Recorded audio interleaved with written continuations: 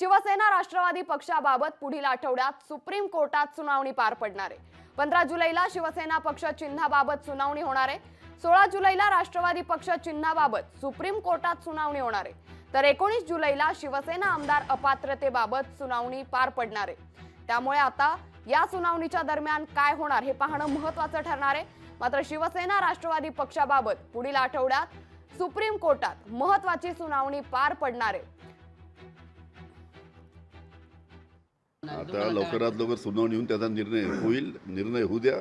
निर्णय झाल्यानंतर पाहू काय होतं ते। आम्हाला खात्री आहे की आमच्या पक्षाची भूमिका ही न्याय्य भूमिका आहे। सगळ्यांना माहीत आहे की राष्ट्रवादी काँग्रेस पक्ष कोणी स्थापन केला, शरद पवार साहेबांनी स्थापन केला। त्याच्यामुळे आमची न्याय्य भूमिका आहे आणि कोर्टामध्ये जो निर्णय आहे तो योग्य तो निर्णय तो राष्ट्रवादीचे काँग्रेस शरद पवारच्या बाजूने देतील अशी आम्हाला खात्री आहे। लोकशाही मराठी ऐका, पहा, जागरूक रहा।